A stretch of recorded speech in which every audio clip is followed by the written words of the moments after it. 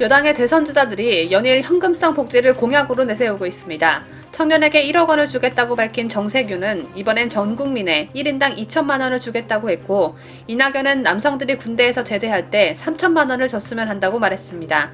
누가 더 국민 세금을 내 쌈짓돈처럼 쓰나 경쟁이라도 하는 모양새입니다. 경제를 생각하는 변호사 모임이 관세청과 국세청에 박준영 해양수산부 장관 후보자 부인의 관세와 내국세 탈루를 조사해달라는 진정서를 냈습니다.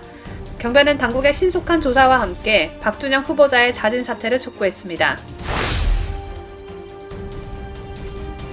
정부가 백신 접종률을 높이기 위해 지자체와 경찰청 등 공무원들을 북한 김정은처럼 압박한 사실이 드러났습니다.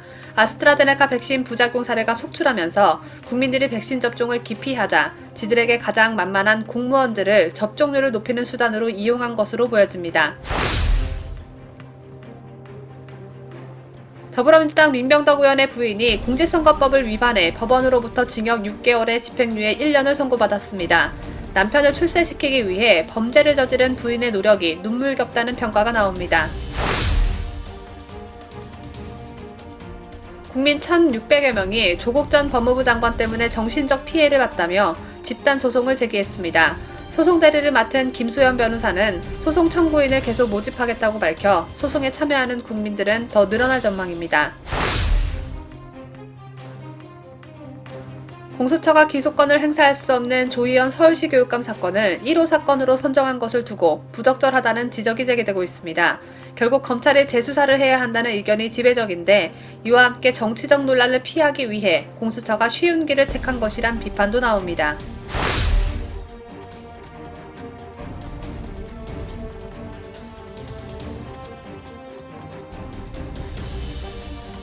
시청자 여러분 안녕하십니까? 뉴스데일리 베스트 민앵커입니다. 지금부터 제가 말씀드리는 건 미국에서 실제 있었던 사례입니다. 미국 서부 몬태나주는 실업자들에게 일주일에 최대 $572, 우리 돈으로 약 64만 원의 실업수당을 줍니다. 여기에 연방정부가 주당 $300, 약 33만 6천 원을 추가로 주는데 이 두 금액을 합치면 일주일에 최대 $872, 한 달에 $3,488, 약 390만 원을 받을 수가 있습니다.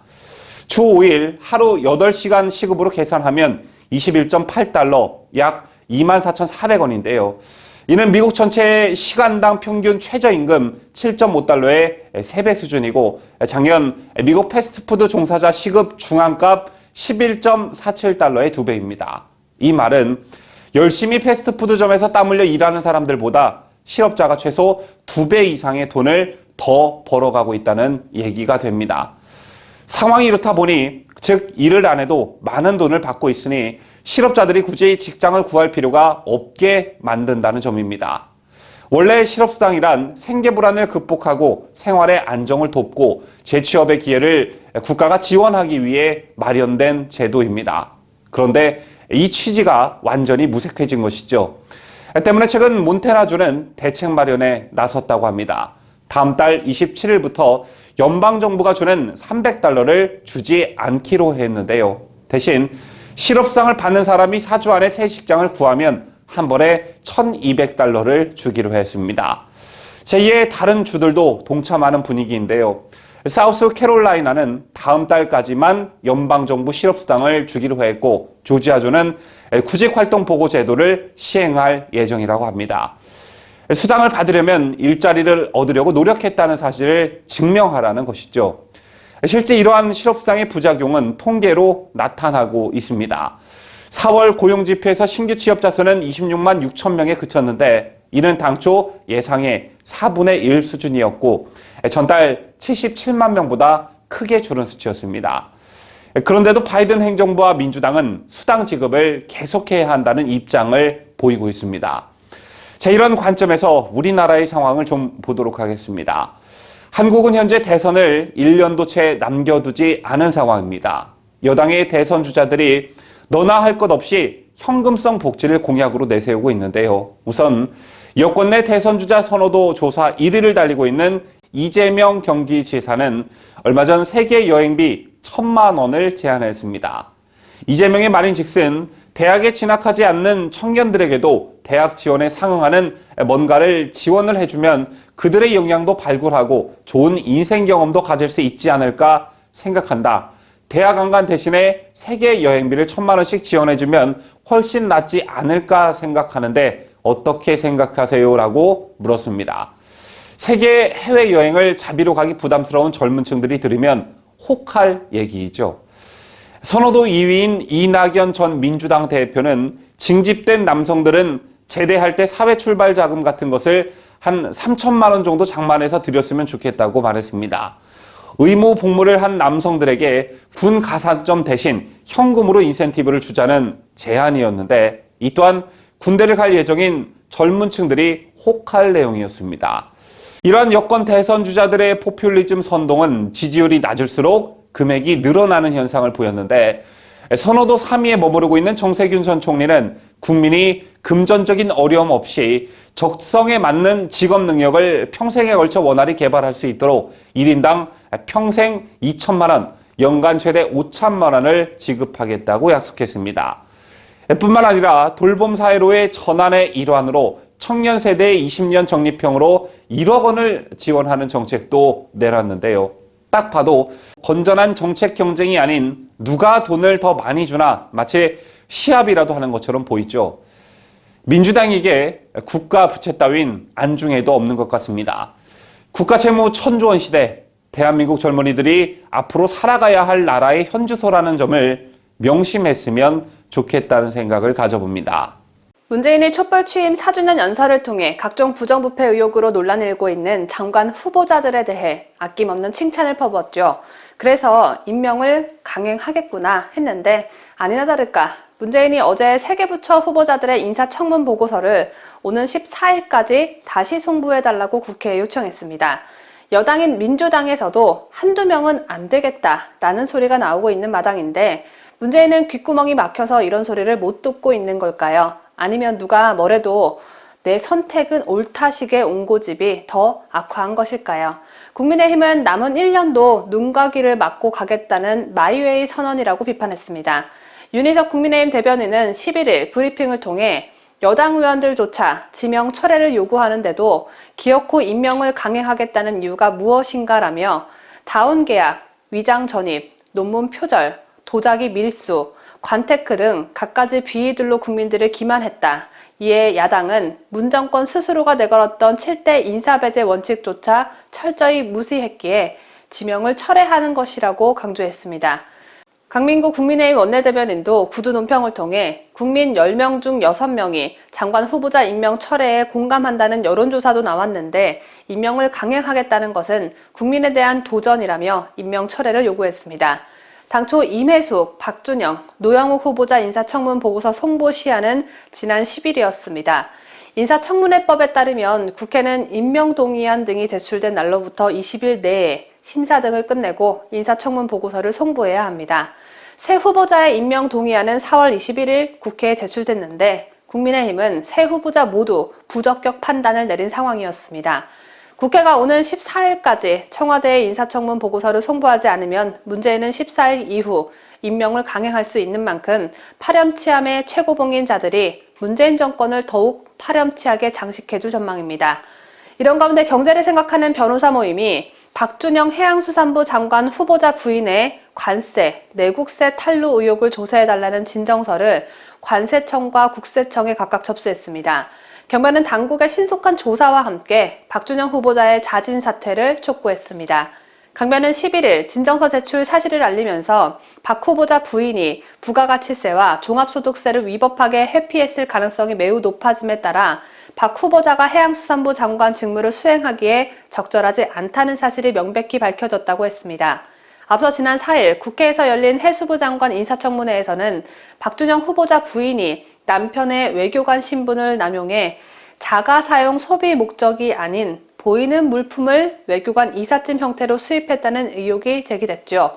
박준영 후보자 부인이 관세법상 부정수입 또는 밀수출입 등의 범죄를 저질렀다는 것입니다. 더군다나 박 후보자는 부인이 대량으로 구매해 외교관 이삿짐 형태로 수입한 수백 점의 도자기와 수점의 상델리에 등이 면세 대상에 해당하는지 여부를 명확하게 설명하지도 않았습니다. 설명하지 않은 게 아니라 설명하지 못한 것이라고 하는 게 더 정확할 듯 하네요. 경마는 박 후보자가 도자기와 샹들리에 등에 대한 구입 목적, 시기, 가격 등 객관적 자료를 제시하지 않고 면세 요건 충족 여부를 판단할 수 없는 자료인 물품의 수량만을 공개했다며, 이에 따라 박준영 후보자 부인에 대해 관세법에 의한 관세 조사를 실시할 것을 관세청장에게 요청했다고 설명했습니다. 경마는 박 후보자의 부인이 도소매업 사업자 등록을 하지 않고 위부정 수입 등 의혹 물품을 대량으로 도소매한 정황도 지적했습니다. 박 후보자 부인이 부가가치세 및 종합소득세 역시 위법하게 회피했을 가능성이 크다는 것입니다. 경원은 이를 근거로 국세기본법에 따른 세무조사를 실시할 것을 국세청장에게 요청했습니다. 정부가 백신 접종률을 높이기 위해 지자체와 경찰청 등 공무원들을 압박한 사실이 드러났습니다. 아스트라제네카 백신 부작용 사례가 속출하면서 국민들이 백신 접종을 기피하자 가장 만만한 공무원들을 접종률을 높이는 수단으로 이용한 것입니다.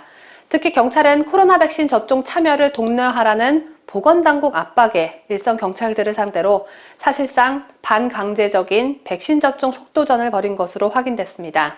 일선 경찰들 사이에서는 지휘부가 백신 접종 여부를 자율에 맡기겠다던 당초 약속과는 달리 사실상 반강제적으로 맞도록 했다는 불만이 터져나오고 있습니다. 급기에 한 경찰은 국가인권위원회에 백신 접종이 본인 의사와 상관없이 사실상 반강제적으로 이루어졌다며 김창룡 경찰청장과 이문수 경남경찰청장에 대한 진정을 냈습니다. 11일 조명희 국민의힘 의원실이 질병관리청, 경찰청으로부터 받은 자료에 따르면 질병관리청 산하 코로나 예방접종 대응 추진단은 지난달 23일 경찰청 치안상황관리관에게 코로나 예방접종 속도 제고를 위한 협조 요청 제목의 공문을 보냈습니다. 이날은 경찰의 아스트라제네카 백신 접종이 시작되기 3일 전이었습니다.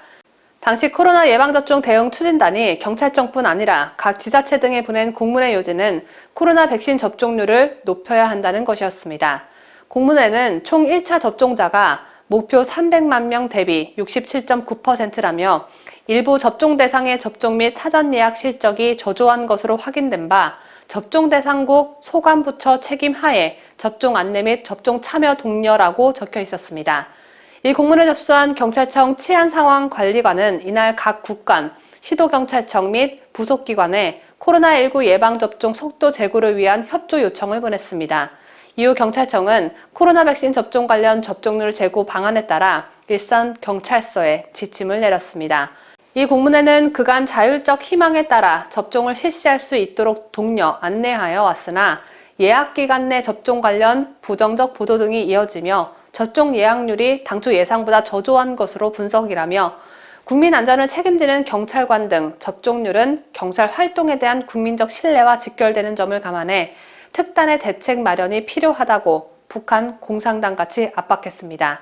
경찰청은 또 국수본, 경찰관 기동대, 지역경찰 등은 접종률 제고 방안을 마련해 4월 26일 월요일 화상회의 시 대책 보고하라고 하면서 치안상황관리관실 중심으로 시도청 및 서별 접종 예약, 접종률 현황 파악, 매일 12시 기준으로 전 관서별 예약 접종률 전파 공유하라고 지시하기도 했습니다. 북한 김정은 같은 압박 덕분일까요? 경찰 중 30세 이상인 아스트라제네카 백신 접종 대상자는 총 11만 7,579명인데 이 중 실제 접종을 한 인원은 84,324명으로 접종률이 71%나 됩니다. 이 중 자의에 의해 아스트라제네카 백신을 맞은 경찰은 과연 몇 명이나 될까요? 조명희 국민의힘 의원은 국민의 생명과 안전을 최우선시해야 할 보건당국이 무리하게 백신 접종률을 높이려다 보니 결국 백신에 대한 신뢰도까지 떨어지고 있다며 일선 경찰관들이 반강제적으로 백신 접종을 받은 건 아닌지 철저한 진상조사가 필요하다고 지적했습니다. 이런 가운데 영국이 최근 희귀혈전증 발생을 우려해 아스트라제네카 백신 접종 연령 제한을 기존 30세 미만에서 40세 미만으로 강화했죠. 하지만 문재인 정부는 관련 조정 계획을 검토하고 있지 않다고 밝혔습니다. 아스트라제네카 백신을 만든 영국에서조차 접종 연령을 축소했지만 우리 정부는 아랑곳하지 않고 있습니다. 아스트라제네카 백신 아니면 접종률을 높일 수 없기 때문이겠죠. 조은희 코로나 예방접종 대응추진단 접종후 관리반장은 11일 온라인 정례 브리핑에서 관련 질의에 대해 아스트라제네카 백신에 대해서는 부작용인 혈소판 감소성 혈전증에 대한 빈도와 코로나 유행 상황을 모델링해 접종 연령대를 조정하는데 현재로서는 변경이 없기 때문에 조정에 대한 계획을 갖고 있지 않다고 답했습니다.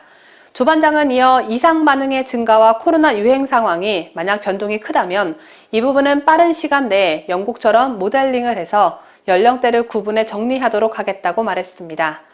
이상 반응의 증가가 이미 엄청난데 조은희라는 이자도 문재인처럼 달나라 발언을 하고 계시네요.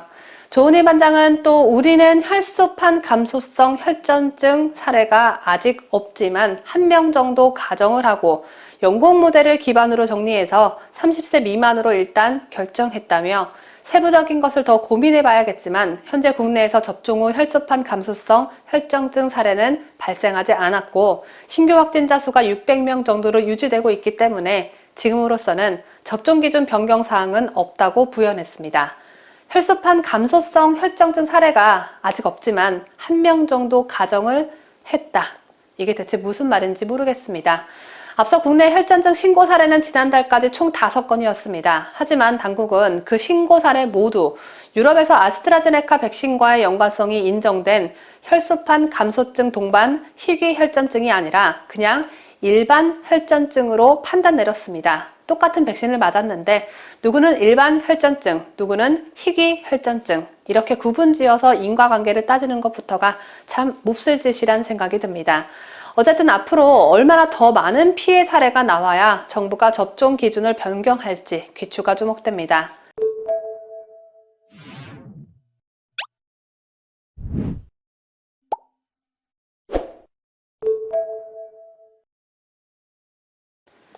더불어민주당 내 경선 과정에서 불법으로 선거운동을 한 혐의로 더불어민주당 민병덕 의원 선거 캠프 관계자들이 징역형을 선고받았습니다. 기소 대상에서 제외된 경선 당사자 민병덕은 선거 캠프진들과 함께 재판받는 일을 면했습니다. 수원지방법원은 지난 7일 열린 1심 재판에서 공직선거법 위반 혐의로 기소된 민병덕 의원 아내 A씨에 대해 징역 6개월, 집행유예 1년을 선고했습니다. 남편 국회의원 한 번 만들려다가 부인이 쇠고랑 차게 생겼습니다. 또 선거캠프 조직국장 B씨에 대해서는 징역 4개월에 집행유예 1년을 선고했습니다. 재판부는 A씨, B씨가 총선을 앞둔 지난해 1월 18일부터 2월 22일까지 33회에 걸쳐 경선 설명회를 개최한 것은 지지자 모집 행위라고 판단했습니다. 이 설명회에서 민병덕이 공약을 설명하기도 했다는 것입니다. 또 당내 경선 일반인 ARS 여론조사에서 당원들에게 당원이 아니다라는 거짓 응답을 유도한 것도 공직선거법 위반 행위라고 봤습니다. 이 과정에 가담한 선거캠프 회계 책임자 정책팀장도 각각 벌금 300만 원을 선고받았습니다. 공직선거법은 후보자의 배우자나 선거사무소 회계 책임자, 사무장이 정치자금 부정수수죄 등의 위반으로 징역형 또는 300만 원 이상의 벌금형을 선고받았을 경우 당선 무효에 해당한다고 규정하고 있습니다. 하지만 민병덕 선거캠프 관계자들은 이와는 관련 없는 행위를 한 것이기 때문에 민병덕 당선이 무효가 되진 않습니다. 하지만 당시 민병덕과 경선했던 경쟁자들은 선거관리위원회가 고발한 사건인데 민 의원이 기소 대상에서 제외됐다는 것은 납득할 수 없는 처사라며 반발하고 있습니다. 반발을 꾸준히 끊임없이 열심히 해서 민주당 내 당선 무효자가 많이 나올 수 있도록 힘써주시기 바랍니다. 박원순 전 서울시장이 죽기 전에 시민 세금을 얼마나 허투루 써댔는지 최근 계속해서 보도해드리고 있는데요. 오늘은 고 박원순이 서민을 돕겠다며 만든 사회투자기금을 대부분 좌파 교육업체에 퍼줬다는 소식 전해드립니다. 2013년 고 박원순은 사회적 경제기업, 고용 취약 노동자 등을 대상으로 하는 융자 사업을 시작했습니다. 올해까지 이 사업에 투입된 시 예산은 1,100억 원에 달합니다. 하지만 이 사업은 취지와 다르게 지원받은 사회적 기업 다수가 껍데기만 기업일 뿐 실제는 좌파 교육사업 단체이거나 서울시로부터 중복 지원을 받는 등 좌파 상태계의 자금줄로 쓰였습니다. 이 사업은 서울시가 사회적 금융기관에 연 이자율 0%의 융자를 해주면 해당 기관은 다시 사회적 경제기업, 고용 취약 노동자 등에게 재융자하는 방식입니다. 서울시가 제출한 자료를 보면 2013년에서 2020년 총 906개 기업이 1,084억 7,600만 원을 융자받았습니다. 올해 2021년의 경우 총 259억 9,500만 원의 예산을 편성해놨습니다. 당시 박원순은 금융사각지대에 놓인 서민기업, 사회적 기업, 취약 노동자 등을 지원하겠다는 취지로 이 같은 사업을 벌였지만 문제는 본래 취지와는 다르게 시민 혈세가 시민들과 상관없는 곳에 무분별하게 지원됐다는 점입니다. 예를 들어 사회투자기금 지원을 받은 협동조합, 사회적 기업, 시민활동가들이 기존 서울시로부터 사업 지원을 받은 바가 이미 있었습니다. 좌파들이 이미 지원을 받았는데 또 받은 것입니다. 또 이들은 서울시에서 근무한 적이 있어서 이해충돌 문제도 발생합니다. 더 심각한 문제는 지원받은 단체가 상환 능력이 없어 상환하지 못해도 처벌 조항은 없습니다. 박원순이 사업 한번 참 기똥차게 만들어놨죠. 이틀 전 보도해드린 연 500억 예산의 도시농부 사업도 그렇고 사회투자기금 명목으로 7년간 쓴 1,100억 원도 그렇고 이 모든 걸 종합해봤을 때 박원순은 국민 혈세 써서 지들 편한테만 퍼붓는 방식으로 서민들을 홀리고 본인 자리는 더욱 견고하게 지키고 있던 게 아닌가 싶습니다. 동시에 경제는 말아잡수시면서 말입니다.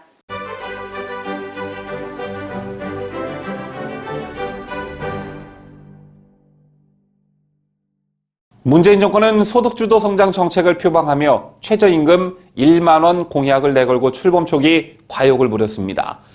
산업 현장의 사정과 경제 원리를 무시한 이 같은 최저임금 정책의 피해는 고스란히 국민들이 짊어져야 했는데요.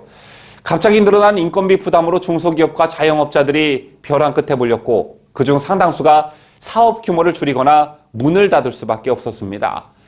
이 같은 급진적 정책은 고용시장 전반에 악영향을 미쳤는데 고용시장 위축으로 저소득층 일자리부터 사라지기 시작했습니다. 이처럼 가파른 최저임금 인상의 역효과가 심각해지자 정부는 부랴부랴 속도 조절에 나섰고 급기야 지난해에는 코로나19까지 겹쳐 최저임금 인상률이 역대 최저 수준까지 떨어졌습니다. 그러자 노동계는 문재인에게 공약을 지키라며 압박하기 시작했죠. 기업들과 자영업자들 그리고 노동계 사이에서 샌드위치 신세가 되고 만 것입니다. 이 모든 게 현실을 감안하지 않은 급격한 최저임금 인상을 추진한 문재인 정권의 업보입니다. 이런 가운데 최근 5년간 우리나라 최저임금 인상률이 아시아 국가 중 가장 높았던 것으로 나타났습니다. 전국경제인연합회는 국제노동기구 등의 통계를 바탕으로 2011년 이후 아시아 18개국의 최저임금 변화를 분석한 결과 이 같은 결과가 나왔다고 밝혔습니다. 이번 조사 대상국에는 한국을 비롯한 일본, 중국 등 동북아 5개국과 베트남, 인도네시아 등 아세안 8개국, 인도, 파키스탄 등 서남아 3개국, 호주, 뉴질랜드 등 오세아니아 2개국이 포함이 됐는데요. 정경련에 따르면 2016년부터 2020년 한국의 연평균 최저임금 상승률은 9.2%로 가장 높았습니다. 특히 제조 분야 경쟁국인 일본, 대만과 비교하면 2배 이상 높은 수준이었고 중국, 베트남보다도 3에서 6%포인트 높았습니다. 이와 관련해 김봉만 전경련 국제협력실장은 지난해 신종 코로나 바이러스 감염증으로 중국, 일본, 베트남 등이 최저임금을 동결한 가운데 국내 최저임금 심사위원회는 2021년 최저임금을 1.5% 인상했다면서 2022년 최저임금을 동결하고 지역별, 업종별로 차등 적용해 국제 경쟁력을 높여야 한다고 밝혔습니다. 하여튼 최저임금 인상하고 이 노동시간 단축이 우리 정부의 가장 핫한 이슈여서 그걸 먼저 안착시키는 게 엄청난 이제 일이었는데. 저희 남편의 민간인의 말을 빌리자면 가야 할 방향은 맞다고 생각한다. 그런데 좀 더 잘 살펴봤으면 좋겠다. 이 정도의 의견이었던 것 같고요. 조금 온도차가 좀 다를 수도 있는데요. 일단은 소상공인들 같은 경우에는 일단 굉장히 어려움을 많이 호소를 하고 있는 건 맞는 것 같습니다. 근데 또 다른 일각에서는 정말 이제 그 기업들이 감당할 수 있음에도 불구하고 조금 뭐라 그럴까요? 정부가 좀 추진하는 거에 대해서 조금 좀 천천히 갔으면 좋겠다. 감당할 수 있을 정도로 했으면 좋겠다라고 그런 목소리들을 의도적으로 좀 내고 있다라는 그런 시각들이 일부 있는 것 같습니다. 근데 퇴근 시간이 돼서 여기 그 최저임금이나 노동시간 단축 담당하는 그 부서 말고는 칼퇴근들 합니까? 저희보다 일찍 가는 건 확실합니다.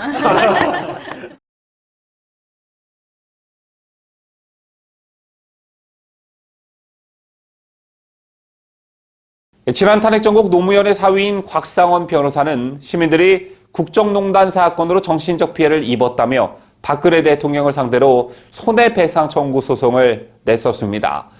원고들은 재판에서 박 대통령이 직무를 이용해 헌법과 법률을 위반했고 국민이 큰 상처를 입었다고 주장했고 박 대통령 측은 정치투쟁의 연장에 가깝다고 맞섰는데요. 곽 변호사는 이후에도 2017년에 각각 시민 4천여 명, 300여 명을 대리해 같은 취지의 2, 3차 소송을 냈으나 2019년 각각 1심에서 원고 패소 판결을 받았습니다. 항소심 재판부는 두 사건의 항소를 모두 기각하며 비록 피고의 행위로 분노 등 감정을 느낀 국민이 있더라도 모든 국민이 배상이 필요한 정도의 정신적 고통을 겪었다고 단정할 수 없다고 판단했습니다. 그리고 대법원은 작년 11월 두 사건의 상고를 심리불속행으로 기각했습니다. 이에 따라 박근혜 대통령을 상대로 한 위자료 청구 소송은 4년 만에 모두 마무리가 됐습니다. 그때 당시 저는 우리 진영도 좀 소송 같은 것을 통해 이런 정치적 메시지를 대내외적으로 냈으면 하는 바람을 가졌었는데요. 이게 드디어 현실화됐습니다. 그 대상은 일단 문재인이 아니라 조국 전 법무부 장관이었는데 국민 1,600여 명이 조국 전 법무부 장관 때문에 정신적 피해를 봤다며 집단 소송을 제기했습니다. 조국 때문에 우울증, 피로감, 좌절감에 시달려야 했던 시민들 소식 강추천 기자가 보도합니다. 서민, 단국대 의대 교수 등 1,618명은 조국 전 장관의 숱한 거짓말과 불법행위 등으로 우울증, 탈모, 불면증, 우라병, 자살충동, 대인기피, 분노조절 장애를 앓고 있다며 1인당 100만 원씩 총 16억 1,800만 원의 손해배상을 요구하는 소송을 11일 서울중앙지법에 제기했습니다. 이번 소송은 국민의힘 소속 김소연 변호사가 지난해 9월 자신의 페이스북을 통해 조 전 장관을 상대로 집단 소송 참여자를 모집한 게 계기가 됐는데요. 김 변호사는 조 전 장관이 사모펀드, 딸의 논문, 운동학원, 아들 입식, 딸 장학금, 논문 표절 등과 관련해 여러 차례 거짓말함에 따라 극심한 스트레스를 받고 이 때문에 병까지 얻은 많은 국민의 요청에 따라 집단 소송을 추진하게 됐다고 설명했습니다. 이번 소송 대리를 맡은 김 변호사는 전국 각지에서 소송에 참여했으며 소송 청구인은 계속 모집하겠다고 포부를 밝혔는데 소송 비용은 2인당 1만 원씩 부담한 것으로 전해집니다. 이번 소송 청구인은 소장에서 다양한 피해 사례를 털어놨습니다. 박모 씨는 재수까지 하면서 의대 보낸 부모로서 조국 장관의 딸이 아빠 찬스로 의전원에 진학해서 장학금을 받는 것을 보면서 자식에게 미안해서 밤잠을 설치다 끝내 우울증 약까지 먹게 됐다. 법 지키며 열심히 살라고 가르친 내가 바보 엄마냐고 울분을 토했습니다. 또 다른 청구인은 조국이 저지른 각종 범죄 혐의로 스트레스를 심하게 받아 구안 화사가 왔고 불면증에 시달리고 있다고 전했습니다. 이어 조국 가족들의 그 뻔뻔함은 자랑스러운 대한민국의 얼굴에 먹칠함으로써 국격을 훼손했다며 견디기 힘들 정도의 정신적 피로감과 좌절감에 하루하루가 힘들다고 한 청구인도 있었습니다. 이 밖에 의전원, 특히 부산대 의전원 출신 의사에 대한 불신으로 병원에 갈 때 출신 대학을 확인하는 등 불필요한 불안감에 시달린다고 털어놓은 청구인도 있었습니다. 자유대한민국을 수호하는 유대배 강추천입니다. 국민의힘이 새 당대표를 뽑는 전당대회를 다음 달 11일로 확정했습니다. 당대표 선출 방식을 놓고는 여론조사의 비율을 높이자는 의견도 나왔지만 당원 당규를 개정하려면 시간이 걸린다는 점에서 현행 당원 70%, 여론조사 30%로 진행할 가능성이 커 보입니다. 이에 따라 당심이 더욱 중요해졌는데요. 오는 22일 후보 등록부터 시작한다고 하니 열흘 정도의 시간이 있는 셈입니다. 재론 가운데 일부 여론조사에서 당대표 선호도 1위를 차지하고 있는 나경원 전 의원이 당대표 선거에 출마하기로 최종 결정한 것으로 알려졌습니다. 나경원 전 의원을 포함해 11일 오전 기준으로 중진 주호영, 조경태, 홍문표 의원과 윤영석, 조혜진 의원이 당권 경쟁에 본격 뛰어든 상태인데요. 권영세 의원도 출마를 공식화할 것으로 알려졌습니다. 여기에 초선의 김웅 의원과 이준석 전 최고위원도 이름을 올린 데다 홍준표 의원의 복당 여부까지 맞물리면서 이번 전당대회 분위기는 더욱 달아오를 것으로 예상됩니다. 야권의 차기 대선 주자로 거론되는 원희룡 제주도지사가 홍준표 무소속 의원의 국민의힘 복당 신청을 당연히 받아들여야 한다고 강력 주장했습니다. 원 지사는 홍 의원 복당도 윤석열 전 검찰총장의 입당도 안철수 대표의 국민의당과의 합당도 모두 이루어져야 한다면서 모든 힘을 하나로 모아야 한다고 강조했는데요. 원 지사는 어제 오후 자신의 페이스북에 홍준표 의원 복당 받아들여야 합니다라는 제목의 글을 올렸습니다. 이 SNS 글에서 원 지사는 초선 의원님들의 우려를 잘 알고 있다. 홍 의원의 복당을 반대하는 분들의 이유도 충분히 이해한다며 그러나 홍 의원은 당에서 존중받을 자격이 있는 분이다. 홍 의원은 저와 당의 승리의 기쁨과 패배의 아픔을 함께 맛본 분이다. 당연히 돌아와야 한다고 말했습니다. 그러면서 원 지사는 홍 의원이 돌아와 흔들릴 당이라면 집권을 포기해야 한다라면서 너무 걱정 안 해도 된다고 덧붙였습니다. 또 원 지사는 홍준표의 복당, 윤석열의 입당, 안철수의 합당, 저는 모두 지지한다라며 지금은 문재인 정권을 끝내기 위해 모두가 손을 잡을 때라고 강조했습니다. 자, 이어 더 큰 국민의힘, 더 큰 보수의 기반 하에 중도 확장으로 나아가자고 목소리를 높였습니다. 엊그제 문재인의 이른바 달나라 발언이 국민들의 염장을 다시 한번 질렀었죠. 특히 문재인은 코로나 전쟁에서 끝이 보이기 시작했다. 11월 집단 면역 달성 목표를 앞당길 것이다. K-방역이 세계의 모범이다 등의 말을 입에 올렸습니다. 당장 백신 부족으로 이달 말까지 접종 공백이 불가피하고 백신 접종률이 이제 7%를 간신히 넘긴 상황을 감안하면 현실과 한참 동떨어진 이야기라는 사실에 국민들께서 많이 분노하셨을 텐데요. 이는 전국 경제인연합회 조사에서 11월 집단 면역이 가능할 것으로 보는 국민이 10명 중 1명꼴에 불과한 것만 봐도 현재 우리 국민들께서 정부에 대한 불신이 얼마나 큰지 알 수 있는 대목입니다. 더군다나 최근에는 해외에서 한국을 방역 모범국으로 뽑은 사례도 거의 없습니다. 그동안 한국은 백신 확보를 위해 미국과 백신 스와프를 추진해 왔지만 미국이 자국민 백신 접종에 우선 중점을 두고 있다며 모호한 입장을 취하고 있는 상태이죠. 저 때문에 오는 21일 예정된 한미 정상회담에서 백신이 주요 의제로 오를 것인지 관심이 모아지고 있는데요. 이런 가운데 국민의힘이 코로나19 백신 추가 확보를 위한 백신 사절단을 오늘 미국에 보내기로 했습니다. 국민의힘이 지난해부터 정부 여당에 요구한 한미 백신 스와프 및 백신 외교 사절단 파견 등이 받아들여지지 않자 자체적으로 행동에 나선 것인데 일각에선 오죽 답답했으면 야당이 저렇게 나서겠나라는 탄식이 나오고 있습니다. 사절단으로 나서는 박진, 최형두 의원은 이날 오전 국회에서 의원 외교는 정부의 외교 등과 병행해 우리의 의사를 전달하고 미국 조야의 공감대를 형성할 수 있는 장점이 있다며 우리는 한국이 직면한 백신 수급상의 문제와 백신 생산 능력 등을 미국에 설명해 우리에 대한 백신 공급 지원을 할 수 있는 공감대를 이끌어내는 것이 목표라고 포부를 밝혔습니다. 공수처가 경찰로부터 이첩받은 조희연 서울시 교육감 해직교사 부당특별채용 의혹 사건을 1호 수사로 지정했다는 소식 어제 전해드렸습니다만 이를 두고 이런저런 말들이 참 많습니다. 공수처법에 따라 공수처는 대법원장 및 대법관, 검찰총장, 판검사, 경무관 이상 경찰 공무원에 한해서만 공소 제기를 할 수 있는데 나머지 대통령, 국회의원, 시장, 교육감 등의 사건은 수사만 하고 기소 여부는 검찰이 판단합니다.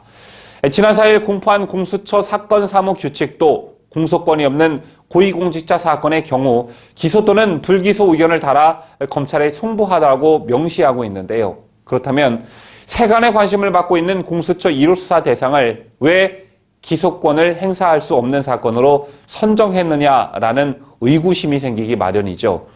더군다나 공수처에 지난달까지 접수된 1,040건의 사건 중에 3분의 2가량이 판검사 사건이었습니다. 이를 놔두고 기소권도 행사할 수 없는 사건을 굳이 1호로 선택했느냐는 비판이 나오고 있는데요. 공수처 1호 사건을 두고 제기되는 비판들 강추천 기자가 정리했습니다. 법조계에 따르면 공수처는 경찰로부터 이첩받은 조희연 서울시 교육감, 해직교사 부당특별 채용 의혹 사건을 2021년 공제 1호로 등록했습니다. 조 교육감이 공수처 1호 수사 대상이 된 것입니다. 이에 즉각 법조계를 중심으로 비판이 제기되고 있습니다. 공수처가 검사 정원을 채우지 못한 데다가 그나마 있는 검사 13명 중 검찰 출신이 4명에 불과해 수사 여력이 부족한 상황에서 출범 100일이 지나도록 1호 사건에 착수하지 못했다는 지적이 일자 쉬운 사건으로 상황을 모면하려 한다는 비판이 나오고 있습니다. 승재현 한국형사정책연구위원은 감사원의 고발 기록을 보면 굉장히 탄탄하다. 고발 조치할 정도면 강제 수사 빼고는 완벽하게 됐다고 볼 수 있다며 그런 점에서 이번 사건은 공수처가 해야 할 수사가 별로 없다는 얘기가 된다라고 말했습니다. 또한 공수처가 기소 판단과 공소유지 과정에서의 책임과 부담을 회피하기 위해 일부러 기소권이 없는 사건을 골랐을 거라는 해석도 나오고 있습니다. 승 연구위원은 공수처에서 이 사건의 기소 의견을 달아서 검찰로 넘겼을 때 보완 수사를 요청할 수 있을지 아니면 자체적으로 수사할 수 있을지가 명확하지 않다며 이럴 경우 공수처 입장에서는 수사는 완벽했는데 검찰이 공소유지를 못한 거다라는 식으로 무죄 판결 나올 시 빠져나갈 틈이 생기게 된다. 공수처 입장에서 보면 사실관계 조사도 됐고 기소 판단은 검찰이 해야 하는 나름 탁월한 선택을 한 것이라고 비판했습니다. 민변 출신 권경의 변호사도 이날 자신의 페이스북에서 공수처는 기소논의 없는 사건을 1호 사건으로 지정했다며 기소에 대한 최종 책임은 검찰이 지고 교육감 임기도 얼마 남지 않았으니 공수처로서는 한결 부담 없는 사건이라고 평가했습니다. 권 변호사는 공수처는 왜 이규원 검사 사건을 1호 사건으로 지정하지 않았는지를 성토해야 한다고 비판했습니다. 참고로 대검찰청 과거사 진상조사단에 참여했던 이규원 검사의 윤중천 면담 보고서 허위 작성 및 유출 의혹 사건은 검찰로부터 이첩된 지 2개월이 다 되도록 분석 중입니다. 이에 검찰은 사건 문객이라며 공수처와 신경전을 벌이고 있는 상황입니다. 자유대한민국을 수호하는 유대배 강추천입니다. 미국 행정부가 새로운 대북 정책 검토를 마친 후 북한에 결과를 설명하기 위한 접촉을 제안한 것으로 전해졌습니다. 북한의 내부 보고와 검토를 거쳐 입장을 정리할 것으로 예상되는 가운데 미국 간 물밑 접촉이 성사될지 주목됩니다. 11일 외교 소식통에 따르면 미국 측은 지난주 북한에 대북 정책 검토 결과를 설명하기 위한 접촉을 제안했으며 북한은 잘 접수했다는 반응을 보인 것으로 전해졌습니다. 미국 접촉을 수용한 것은 아니고 일단 알겠어 한 것입니다. 지난 5일 미국 워싱턴 포스트는 바이든 행정부가 대북 정책 검토 결과를 전달하기 위해 북한과의 접촉을 시도했다고 보도했습니다. 하지만 바이든 행정부가 북한의 답변을 받지 못했다고 전했습니다. 하지만 이번에는 북한이 미국의 제안을 받은 후 즉각 거부 입장을 밝히지 않은 채 깡패처럼 접수했다고 밝힌 점에서 물밑 접촉이 성사될 수 있다는 목소리가 나옵니다. 북한은 지들이 어떻게 해야 좋을지 되지도 않는 머리로 고민을 깊이 한 후에 미국 접촉 여부에 대한 입장을 정리할 것으로 보여집니다. 저희가 준비한 소식은 다 전해드렸습니다. 11일 종합뉴스 영상에 구독자 여러분께서 남겨주신 소중한 댓글을 소개합니다. 먼저 소린님께서 김치뿐이 아니다. 중국 모든 쓰레기 제품은 모두 수입 금지시켜야 할 것이다. 우리 국민들도 원산지 꼭 확인하고 사드시길 바랍니다. 라며 중국의 알몸김치 사태 이후 중국산 국내 김치 수입량이 줄었다는 소식에 대한 댓글을 남겨주셨습니다. 다음으로 이윤수님께서 남겨주신 글입니다. 독립후손들을 위한 보훈단체였을 광복회가 어떻게 이런 지경을 맞았을까요? 아무래도 독립운동가의 일부는 공산주의를 기반으로 한 단체였을 수 있겠다는 생각을 해봅니다. 김원훈 광복회장, 이자는 아무래도 붉은 물이 확실히 배었다고 봅니다. 광복회 수장으로는 어울리지 않는 자가 분명합니다. 이윤수 구독자님께서는 모친의 보훈연금을 둘러싸고 형제들과 싸우고 있는 김원훈 광복회장에 대한 글을 남겨주셨는데요. 대깨문이 아닌 이상 모든 구독자분들이 이윤수님의 의견에 적극 공감하시리라 생각합니다. 대깨문들은 김원웅이 정권에 딸랑딸랑하는 모든 짓들이 다 예쁘고 사랑스럽게만 보일 테니 말입니다. 마지막으로 박대원님께서는 반도체 수장은 집어넣고 특사 권한은 수행하지도 않고 니는 차기 대통령이 7번 바뀌어도 나오지 못할 정도로 범죄 행각이 드러날 것이다 라는 댓글을 남겨주셨습니다. 대통령이 7번 바뀌는 거면 징역 35년인 건데 35년은 너무 짧다고 생각되지만 어쨌든 문재인이 100살이 넘어서도 못 나오는 게 되는 거니까 그 정도면 될 것 같습니다. 인생의 최후를 감옥 안에서 맞이하길 바라면서 오늘 소개해드린 세 분 외에도 댓글 남겨주신 모든 분들께 감사하다는 말씀 드립니다. 2021년 5월 12일 수요일 오늘 뉴스 영상에도 여러분의 의견과 응원의 댓글 많이 남겨주십시오. 저는 내일 오전 7시에 다시 찾아뵙겠습니다. 끝까지 함께 해주신 여러분 대단히 고맙습니다. 뉴스데일리 베스트는 구독자 여러분의 소중한 구독료를 운영합니다. 여러분의 자발적 구독료 참여를 기다립니다.